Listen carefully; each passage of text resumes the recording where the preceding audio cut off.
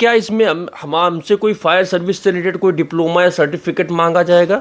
मगर ये जो 4 पोस्ट जो मेन है इसमें आपका 12th plus heavy motor licence के भी यहाँ पर होगा। इसके अलावा जो अदर पोस्ट है उसमें आपके पास डिप्लोमा होना चाहिए। और अगर आपके पास डिप्लोमा या फायर सर्विसेज से रिलेटेड कोई सर्विस वगैरह मतलब सर्टिफिकेट होगा तो उसके लिए आपको इसमें एडिशनल छूट या प्राथमिकता दी जा सकती है। ठीक है। जय हिंद दोस्तों, रिसेंटली अभी दिल्ली फायर सर्विसेज में 10,743 पदों के लिए मंजूरी मिल गई है। और ये जो वैकेंसी है ऑल इंडिया कैंडिडेट्स के लिए रहेगी। अगर आप 10th या 12th पास हैं तो इसमें अलग अलग वैकेंसी के लिए अलग अलग क्वालिफिकेशन मांगी गई है। तो अभी आपके पास लगभग 2 से ढाई महीना समय है। इसमें जो संबंधित दस्तावेज है वो आप अभी बनवा सकते हैं। इसलिए अगर आप लोग इच्छुक हैं एज अ फायरमैन दिल्ली में काम करने के लिए तो आप लोग इस वैकेंसी के लिए अप्लीकेशन कर सकते हैं। मगर इसमें कुछ क्वालिफिकेशन के अलावा एडिशनल डॉक्यूमेंट्स की ज़रूरत पड़ेगी, तो वो मैं आपको वीडियो में बता देता हूँ कि इसमें कौन कौन से डॉक्यूमेंट्स और क्वालिफिकेशन की रिक्वायरमेंट पड़ेगी। फिजिकल क्या होगा, रिटन किस प्रकार से होगा। तो दोस्तों ये जो वैकेंसी है टोटल 10,743 पदों के लिए निकाली गई है। अगर इसमें आपका सिलेक्शन होता है तो आपकी दिल्ली में ही जॉब रहेगी। तो आप पूरे इंडिया में किसी भी स्टेट के रहने वाले हैं, इसमें आप एप्लीकेशन कर सकते हैं।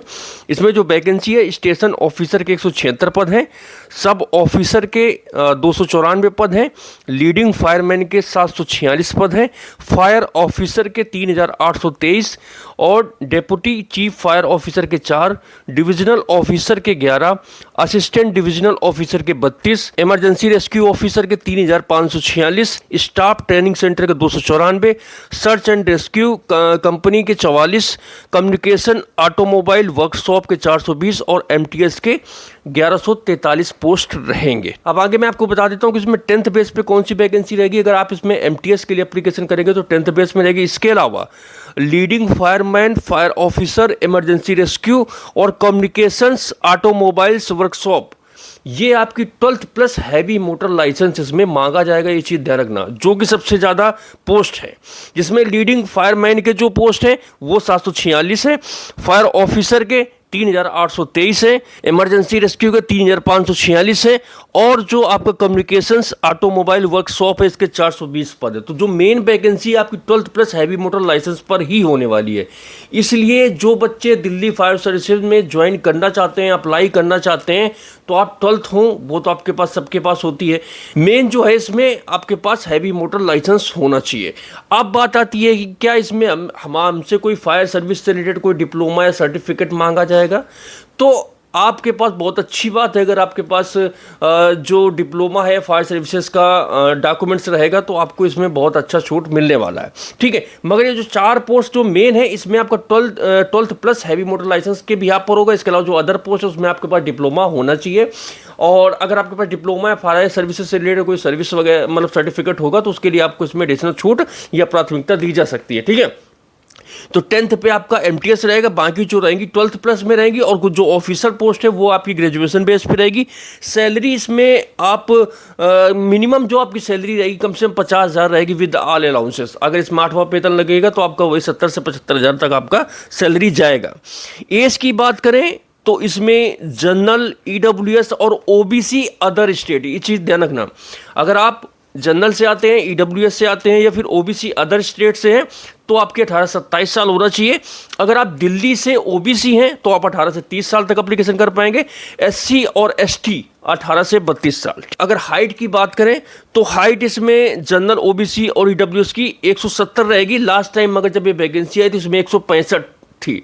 तो इस बार क्योंकि कंपटीशन ज़्यादा हो गया, इस भर्ती के बारे में लोग अवेयर ज़्यादा हो गए, तो कहीं ना कहीं इसमें हाइट और जो आपका फिजिकल का क्राइटेरिया वो बढ़ाया जाएगा।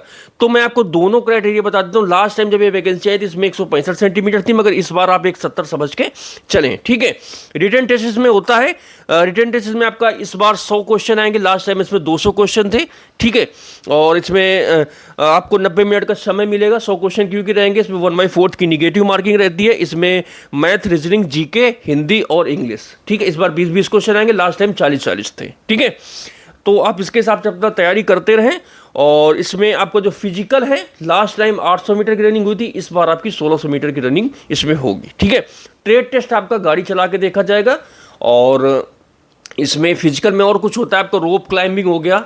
ठीक है। और आपको गड्ढा जो चिटकना होता है वो हो गया। ठीक है। और आपको एक वेट हो सकता है 25 से 30 किलो का, या और ज़्यादा भारी हो सकता है वेट, आप उसको उठा के भगना पड़े, क्योंकि फायर सर्विसेज में जो अलग अलग पोस्ट में हर में लगभग अलग अलग होगा। ये ध्यान रखना कि ऐसा नहीं सबका सेम नहीं रहेगा, पोस्ट में सब में कुछ ना कुछ अलग होगा। ट्रेड टेस्ट तो मोस्टली इसमें अलग ही किया जाएगा, कुछ पोस्ट में डाइविंग का जो होगा इसमें डाइविंग टेस्ट होगा, और जो अदर्स है जैसे रेस्क्यू वाली है इसमें तो आपको वेट उठा के चलना पड़ेगा, क्योंकि जो वो पाइप होता है वो काफी वेट होता है, भगना पड़ता है ना, तो ये रहेगा। तो इन्होंने इससे संबंधित अभी क्या है, गृह मंत्रालय ने मंजूरी दे दी है 10,743 पदों के लिए।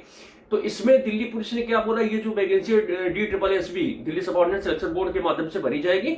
तो इसमें सबसे पहले आपको जो अभी क्योंकि आप लोगों को मिल रहा है दिल्ली में बहुत सारी आग की घटनाएं हो रही, कहीं कोचिंग पे, कहीं होटल पे, कहीं कुछ पे, तो इसको गवर्नमेंट ने मतलब संज्ञान में लिया और इसके लिए मंजूरी भी ले ली है। तो विद इन आने वाले 2 से 2.5 महीने में इसके नोटिफिकेशन आपको देखने को मिल जाएगा, ठीक है। तो इसमें क्या रहेगा कि इसमें आपको सबसे पहले ट्रेनिंग दी जाएगी, ठीक है, और उसके बाद आपको वहीं पे दिल्ली में इसमें पोस्टिंग दे दी जाएगी। तो बहुत अच्छी जॉब है। इसमें देखो ज़्यादा काम तो होता नहीं, काम कब होता है जब गर्मियों के समय में आग लगती है तभी, क्योंकि ठंडियों में बारिश में आग की घटनाएं बहुत ही कम या फिर ना के बराबर होती है। मोस्टली जो घटनाएं होती है वो गर्मियों में ही होती है। तो आप एक बहुत ही अच्छी नौकरी कर सकते हैं, ठीक है। आप दिल्ली की राजधानी में केंद्र सरकार की नौकरी कर सकते हैं, गृह मंत्रालय के अंतर्गत आने वाली। तो देख लीजिए, इसमें ऑल इंडिया कैंडिडेट्स अप्लाई करेंगे, कंपटीशन बहुत ज़्यादा रहेगा। मगर जो मेन कहानी आएगी वो इसमें मेन कहानी डॉक्यूमेंट्स से ही रहेगी। तो मेन पहले है कि आपको इसमें अपने डॉक्यूमेंट्स तैयार कराना है, ठीक है। तो मेन इसमें जो आपके पास डॉक्यूमेंट्स है, हैवी मोटर लाइसेंस और फायर से संबंधित आप डिप्लोमा वगैरह करके रेडी रखिए, जिससे वैकेंसी आए तो आप चूके नहीं, कम से कम इस मौके का फायदा तो जरूर उठा सकें, ठीक है। तो ये वैकेंसी काफ़ी समय बाद दिल्ली में निकाली जा रही है, तो देख लीजिए। बाकी हरियाणा, राजस्थान में फायर सर्विसेज को बहुत मान्यता दी जाती है, या लोगों में अवेयरनेस है, तो वहाँ के लोग ये कोर्स कर लेते हैं, तो उनके लिए तो ज़्यादा नहीं रहेगा। मगर जो अदर स्टेट के बच्चे हैं वो फायर सर्विसेज के बारे में उतना अवेयर नहीं होते हैं, या फिर इस सर्टिफिकेट को करने में कहीं ना कहीं कतराते हैं, ठीक है। तो आप देख लीजिए, आपके पास तो 2.5-3 महीने का समय है, आप इस बीच में अपना जैसे करके जो भी करना है कर लीजिए। बाकी वैकेंसी जब आएगी तो आपको समय नहीं मिलेगा, मगर कंपटीशन बहुत ज़्यादा मिलेगा, ठीक है। जानकारी अच्छी लगी तो इस वीडियो को लाइक करें, चैनल को सब्सक्राइब करें। बाकी ऐसी अपडेट के लिए हमसे जुड़े रहें, ठीक है। मैं आप लोगों से जल्दी मिलूंगा एक नए वीडियो में नए जन के साथ। तब तक के लिए जय हिंद, वंदे मातरम।